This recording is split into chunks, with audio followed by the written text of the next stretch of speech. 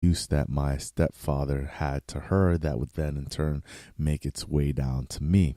Um, we lived in the projects in the South Bronx, so not only did I have to endure the abuse in the house, but there was the whole environment in which I was growing up in. It was a pretty violent projects, and in the 80s in the Bronx, it was a whole violent era. And just to give you an example of how abusive the household was, I was about 11 years old, and my mother, she wasn't home when I got home. She didn't work. So I got home and, just did my thing and did some of my homework. And when she came home, she asked me if I had taken the dogs out for a walk. Now, these weren't my dogs. These were her dogs. But she asked me if I took the dogs out for a walk, and I told her no. My mother proceeded to rip the speaker wire out of the radio and beat the living daylights out of me with it. And I had scars on my legs still to this day, but blood pouring out from the strikes that she hit me. This is the type of abuse that was sustained in this house. So when I was 12 years old, I ran away to live with my dad. And my dad had always been in the picture, but the court system always gives the child to the mother regardless of what's going on. Anyway, I went to live with my dad, and my mother relinquished her rights so that I could live with my dad. And it was a great time, because living with my dad, this is where I first got a view of what a positive mindset is. My dad was a beautiful person, and the mindset that he had towards the world was so positive. And this is where I got my first taste of this. 8 months later, 3 days before my birthday, before my 13th birthday, my father passes away from an allergic reaction to anesthesia in the hospital. And these events resulted in me having to go back to that abusive household under the reign of my mother in the projects under this violent area that they were living in. And I thought for a second when all this happened, and I was like, wow, how can God literally have taken me out of the jaws of abuse, put me in a better situation, and then throw me right back in there? But this alone wasn't what made me lose my religion. See, losing someone's religion, it's kind of like little things, and they keep building up until it just, comes tumbling down. See, when I ended up returning to that household, I questioned what was going on, and it made me question that perhaps I just wasn't worthy. Maybe I did something wrong. Maybe I wasn't worthy, and that's why God put me back in that situation. So I ended up going deep into my Roman Catholicism, right? Hoping that by being faithful, right, that God would show me some grace and maybe, show me some mercy and help me in the situation that I was in. I mean, I went to church on Sundays. I went to youth group on Wednesdays. I went to after church, it was like Thursdays to Bible study group. I was literally in church 4 days out of the 7-day week. So after about a solid year of doing this and grace failed to ever reach me, I remembered something. So if any of you are Roman Catholics, you know how it is. You never read the whole Bible. So you get up there on Sunday and they tell you to read the passage. They even have a book there in the pews, right? So it's a book for the month, and for that particular month, or actually it's a 3-month period, but every little passage that they're going to talk about is chosen by the archdiocese, right? So every church in New York reads the same passage. And the priest goes and he gives a sermon about that particular passage. So you never get to read the Bible in itself. And I remember I used to keep a Bible with me. That's how devout I was. And so what I would do is every so often I would open up the book and read what was in there. And I remember on this one occasion, I opened up the book and it opens up to like Romans 13. And in there, I remember, and I can still remember it to this day. And I'm going to read to you. It says, every person must obey the leaders of the land. There is no power given but from God, and all leaders are allowed by God. The person who does not obey the leaders of the land is working against what God has done. Anyone who does that will be punished. It is right, and it goes on to say, it is right for you to pay taxes because the leaders of the land are servants for God who care for these things. See, this blew my mind when I opened up this book and I saw that. And that's what I used to do, just open up and read little passages here and there. And I started to think of all these people in history who had to go up against their oppressors, the Germans and Nazi and, the civil rights here in America against the people who were oppressing them. And it's like, why is there a passage like this in the Bible? And even more, why are you telling me to pay taxes? So what I started doing is I started going deeper, and now I started reading the Bible from front to back. And let me tell you, if you've never read the Old Testament from front to back, it's a pretty screwed up book. I mean, from beginning to end. You take the story of Abraham, right?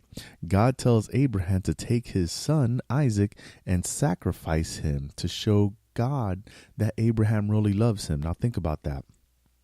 Some God tells you to sacrifice your child. You know what I'd be telling him? Yeah, go to hell. Simple as that. I mean, you got the story of Sodom and Gomorrah, right? God can't send an angel to help Moses free the Israelites, but he sent 2 angels down to destroy Sodom and Gomorrah. There's stories like this over and over again, right? So what I ended up doing was, I had this Bible packed in my book bag, and every day going to and from school, I would and at home, and I was reading this book, and I'm writing notes in the margins, and I have pieces of paper stuck as bookmarks with little notes everywhere. And I go see the deacon at my church, and I sit there in front of the deacon, and I'm like, and I remember his name, Deacon Luis Fontaine, right?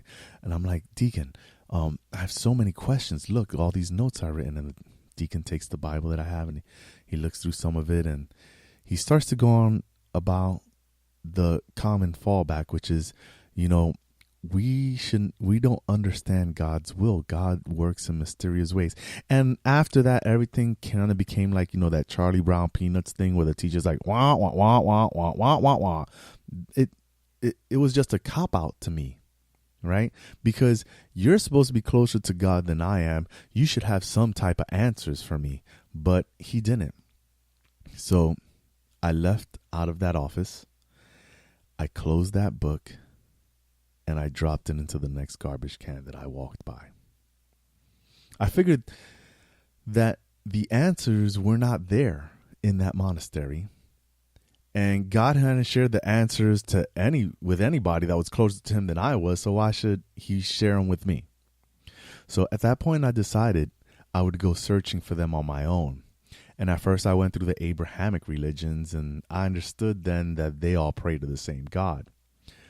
And I abandoned all forms of organized religion at that point, especially under the Abrahamic umbrella.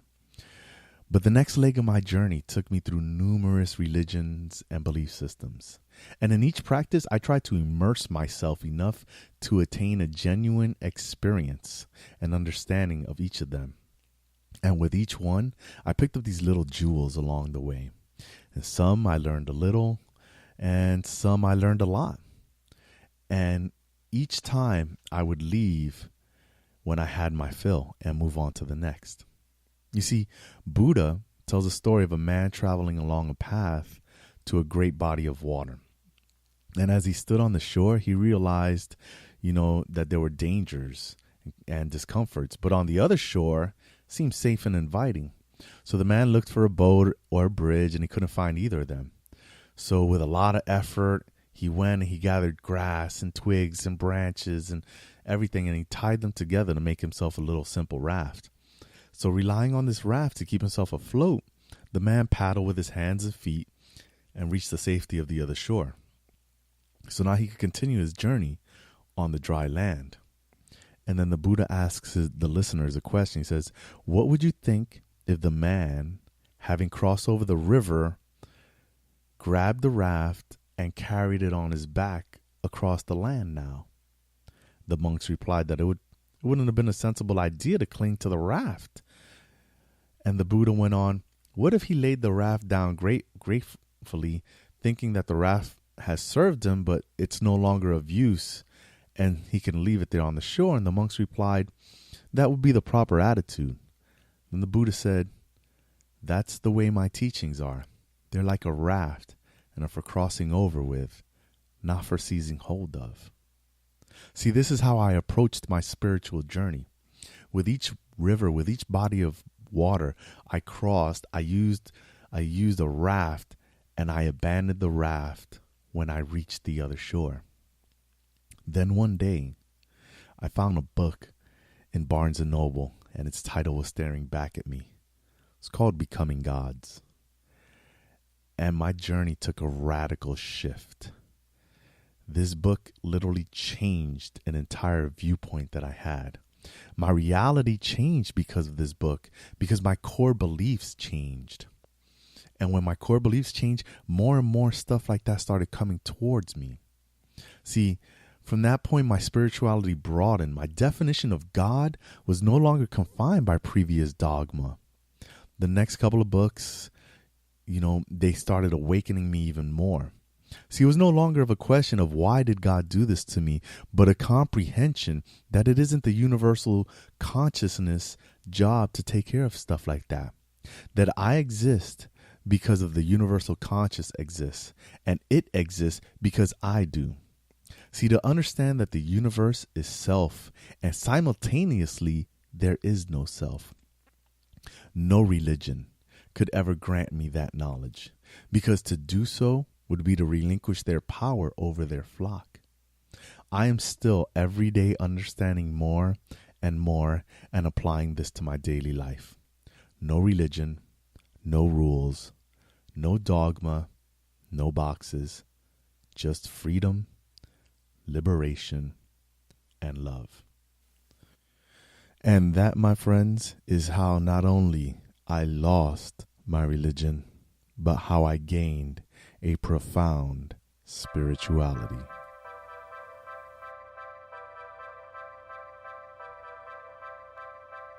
Thanks for taking the time to tune into the show.